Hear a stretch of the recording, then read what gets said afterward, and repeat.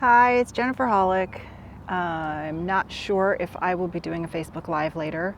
Some things have changed today, so I'm recording a video because Megan had a question, and I thought what better place to answer it than in Naarden Vesting. If you Google that, Naarden, and then Vesting, Vesting, you will see the place where I am at.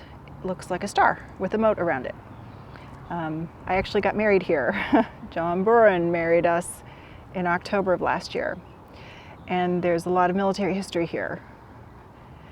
So Megan asked about grave adoption in the Netherlands, and if it was an international thing, does it happen in the US? What are the requirements? You know, basically, what's the story with this?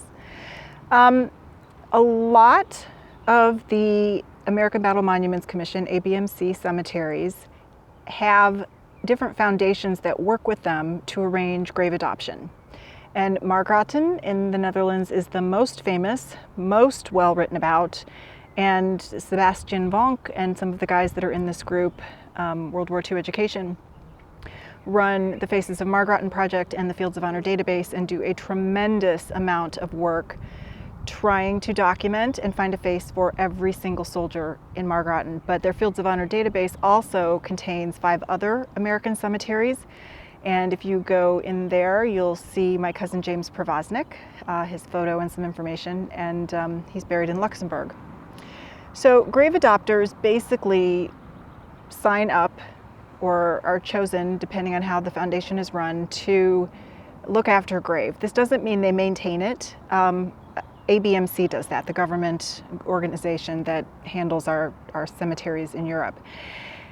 The grave adopter basically chooses to tell the story, learn more about the soldier, find a picture, find family members. Johan actually adopted 2 graves, and for one of them he did find family in the States. He's met with them a few times. I'm Facebook friends with them and hope to get out to see them this year.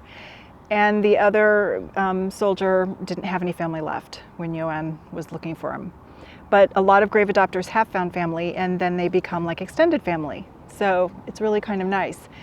Not every cemetery has a foundation that works with it to do grave adoption. Luxembourg doesn't, where my cousin is buried, but there are some 90th Division Luxembourg people who honor his grave. They will go lay flowers for his birthday or the day he died, Christmas, Memorial Day, Veterans Day, things like that, whenever they just pass through. So that's kind of what grave adopters do. To my knowledge, and somebody please correct me if I'm wrong, we don't have anything like this in the States, at least I don't think at Arlington or anything, because family is usually in the States. But for the soldiers that are buried over here, you know, their family is lucky if somebody ever comes to visit. James didn't have anybody come to visit until my parents visited, I think before 2010 or around 2010. And I've been 4 times since. They were with me one of those times. I don't know if they've been back since 2015, but you know, besides us, there haven't been any other family members that visited. The superintendents keep track, if you let them know you're coming, about who's visiting different soldiers. If you have someone buried in an ABMC cemetery and you are planning to visit, contact the superintendent or the office there. They will put together a little packet and they will take you out to the grave and rub Omaha beach sand into the gravestone so that you can read it and take some nice pictures. When I came for the first time in May of 2015, we brought James's burial flag with us to Luxembourg, and I made arrangements with the superintendent at the time to fly his flag over the cemetery. So we were able to raise it, fly it for a few minutes, lower it, and then my dad and I folded it back up and I brought it home.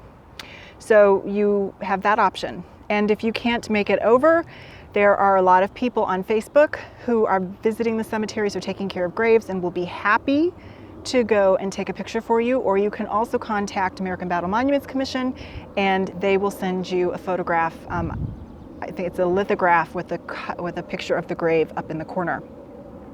Sorry, I'm trying to move my phone so you can see a little bit of this beautiful area of where I am, and I keep putting my fingers in front of it. So I hope that's answered most of Megan's questions and kind of explained what grave adopters do. At Margraten, every single grave and every name on the wall of the missing has been adopted, and there is a waiting list. At the other cemeteries around, like Henri Chapelle and Ardennes, that grave adoption group restructured a couple of years ago, and they're still adopting graves out. The same with Normandy, Epinal, there are still graves to be adopted there. So you may find somebody, if you have somebody buried overseas, even in a World War I cemetery, that knows more about your soldier than what you know. So be on the lookout for these kinds of people. You can meet a lot of them through Facebook.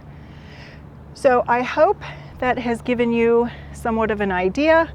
I'll try and pan around. Maybe you can see the church over there in the distance. That is not where I got married. I got married in the town hall, because over here, that's where you get married. So I'll post some pictures maybe later. It's beautiful, and it was built in the 1600s.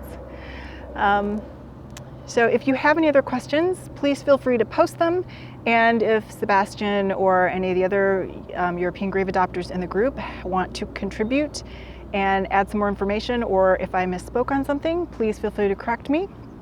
And I hope you all have a beautiful day. Bye.